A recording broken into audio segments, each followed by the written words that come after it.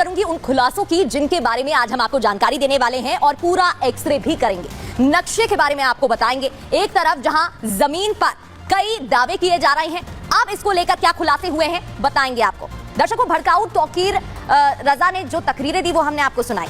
आपको क्या लगता है ये लोग कामयाब हो जाएंगे? हिंदू पक्ष ने अगर शाही जामा मस्जिद की जगह हरिहर मंदिर होने का दावा किया है तो वो यूं ही नहीं होगा। इसके पीछे उन्होंने सबूत भी पेश किए हैं। संभल में हरिहर मंदिर के कई सबूत अब सामने आने लगे हैं। ये तस्वीर आप देख रहे हैं नक्शे की, इसके बारे में पूरा एक्सरे करेंगे, जिन्हें सबसे बड़ा सबूत माना जा रहा है हरिहर मंदिर का ये नक्शा। इस नक्शे को ध्यान से देख लीजिए क्योंकि आज मैं आपको इसके बारे में डिटेल में जानकारी दूंगी। 1165 ईस्वी यानी करीब 1100 साल पहले का ये नक्शा बताया जा रहा है। इस नक्शे के जरिए ये दावा किया जा रहा है कि जहां आज शाही जामा मस्जिद है वहां पहले भगवान विष्णु का हरिहर मंदिर हुआ करता था, जिसे बाद में बदलकर मस्जिद बनाई गई। तो यहाँ सवाल खड़े हुए। सवाल ये उठता है कि अगर ये नक्शा 1100 साल पुराना है तो हिंदू पक्ष गलत कैसे हो सकता है, क्योंकि मुस्लिम पक्ष का कहना है कि यहाँ मस्जिद 800 साल पहले से है। 1100 साल 800 साल, तो इस हिसाब से मुस्लिम पक्ष का पलड़ा यहाँ हल्का पड़ रहा है। दर्शकों, लेकिन अब मैं आपके सामने मंदिर के नक्शे और मस्जिद के ढांचे की तुलना करने जा रही हूँ, जिससे कुछ हद तक आपके सामने भी थोड़ी पिक्चर क्लियर हो जाएगी, स्पष्ट तरीके से आप समझ पाएंगे। हालांकि फैसला इस मुद्दे पर कोर्ट का ही आखिरी होगा। मैं आपको बताती हूँ कि जो नक्शे की तस्वीर सामने आई है वो क्या है। ये देखिए, तस्वीर आपको दिखाते हैं। एक तरफ आप देख रहे हैं ये मंदिर, नक्शे में मंदिर दिखाई दे रहा है और जमीन पर जो मस्जिद। अब समझने की कोशिश करिएगा। ये देखिए, ये जो नक्शा है यहाँ लेफ्ट कॉर्नर में ये जो रीजन, ये रेड एरिया में हम आपको हाईलाइट करके दिखा रहे हैं, सीढ़ियां वाला रीजन है, ठीक है। अब यहाँ पर आप देखेंगे जमीन पर मस्जिद, ये लेफ्ट वाला जो रीजन है यहाँ पर भी सीढ़ियां दिखाई दे रही हैं। आगे बढ़ते हैं। अब आपको दूसरा सबूत मैं दिखाती हूँ जो तमाम दावे किए जा रहे हैं। ये देखिए, ये शिखर बना हुआ इस नक्शे में नजर आ रहा है। जो नक्शा संभल का सामने आया है उसमें इसी रीजन पर, इसी जगह पर शिखर बना दिखाई दे रहा है। अब ये मस्जिद वाली जमीन देखिए, इसी रीजन में गुंबद बना हुआ है। अब एक और आपको सबूत मैं दिखाती हूँ, जहां ये रीजन देखिए, ये जो हाईलाइट पोर्शन हम आपको दिखा रहे हैं, यहाँ पर ये शेप आप देख सकते हैं, जो स्ट्रक्चर आप देख रहे हैं ये हवन कुंड था। अब आप इस स्ट्रक्चर को देखिएगा, ये स्ट्रक्चर जो वजू खाना है। अब सिमिलर स्ट्रक्चर यहाँ पर नजर आ रहे हैं, एक जैसी ही यहाँ पर जो स्ट्रक्चर है, दोनों में सिमिलैरिटीज नजर आ रही हैं। अब एक और समझने की कोशिश करते हैं। अब ये देखिए, द्वार नजर आ रहे हैं। ये जो नक्शा जिसमें मंदिर का दावा है उसमें द्वार नजर आ रहे हैं। आप देख सकते हैं यहाँ 4 द्वार है, 5, 6, 7, 8 यहाँ पर भी द्वार दिखाई दे रहे हैं। अब बात इस जमीन की जहां पर दरवाजे बने हुए, सेम सिमिलर उसी स्ट्रक्चर में, उसी तरीके से इस साइड भी, इस जगह पर भी दरवाजे बने दिखाई दे रहे हैं। तो देखिए, ये नक्शा सामने आया, जिसके बाद कई सवाल खड़े हो गए कि आखिर सच्चाई क्या है। आखिर में फैसला कोर्ट का होगा। मंदिर के नक्शे और मस्जिद के ढांचे की तुलना हमने की, लेकिन हमारे पास कुछ और भी ऐसे सबूत हैं जो ये बताते हैं कि मस्जिद यहाँ मंदिर की जगह बना ही गई है।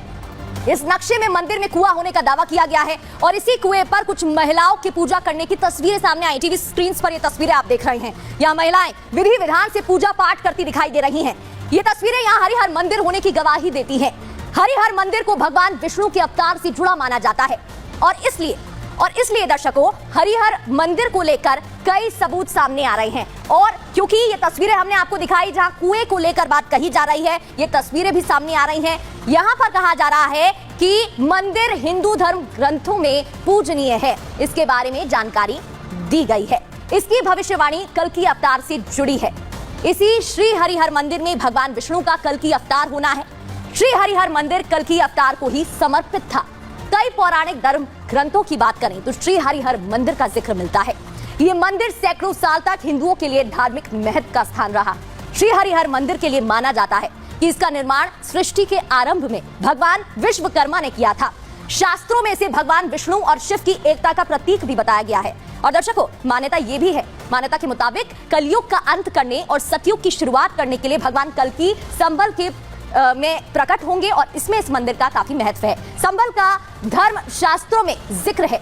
अलग अलग युग में संभल के अलग अलग नाम रहे हैं। संभल को सतयुग में संभलेश्वर, त्रेता युग में महादिगिरी, द्वापर युग में पिंगला और कल युग में संभल बताया गया है, जिसको लेकर ये तमाम जो बातें हैं वो सामने आ रही हैं। और बताया जा रहा है कि यहाँ पर कई ऐसे सबूत थे जिसके बारे में एक एक कर हम आपको जानकारी दे रहे हैं। जैसे ही सबूत सामने आए, रिपब्लिक भारत की टीम ने संभल की शाही जामा मस्जिद के आसपास के लोगों से बात की और जो सबूत सामने आए उन्हें लेकर जानकारी भी जुटाई, जिससे कई अहम खुलासे हुए। क्या खुलासे हुए, रिपोर्ट जरूर देखिए।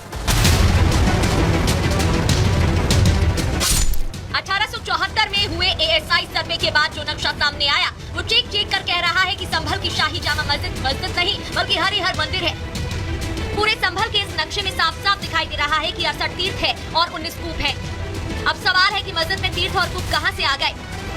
स्कंद पुराण के खंड में मंदिर को हरि मंदिर नाम दिया गया है। जिस जगह मस्जिद है उस जगह पहले मंदिर ही था। मंदिर के पास में कुआं भी था और उसी कुएं में लोग पूजा अर्चना करने जाते थे, जिसके सबूत भी सामने आए हैं।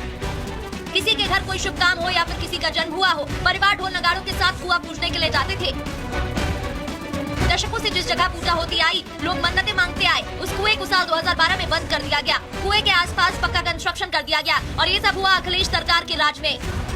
ये ठीक शाही जामा मस्जिद की सीढ़ियों के बगल में ये कुआं आप देख रहे हैं। हालांकि उस फोटो में देखेंगे तो आपको इस तरीके की जो ईंट है वो आपको नजर आ जाएंगी। महिला इस कुएं के ऊपर जो है बैठकर पूजा अर्चना करती थी, उसकी तमाम फोटो है। उन फोटो पे आप नजर मारेंगे तो आपको एक लकड़ी का जो टेबल है वो नजर आएगा। पर था अब ऐसे में ये सारे कूप तीर्थ यहाँ पर कैसे आ सकते हैं, ये बड़ा सवाल खड़ा हो रहा है। ये नक्शों में जिक्र किया गया, ये जो एक एक करके आप देख रहे हैं, चाहे बात हरि मंदिर की हो, शिव मंदिर की हो, सूर्य कुंड की हो, यज्ञ कूप की हो, हवन कुंड की हो, कल्की मंदिर की हो, विष्णु कूप की हो, इन सभी का जिक्र नक्शे में किया गया है और इन सभी के बारे में जानकारी दी गई है।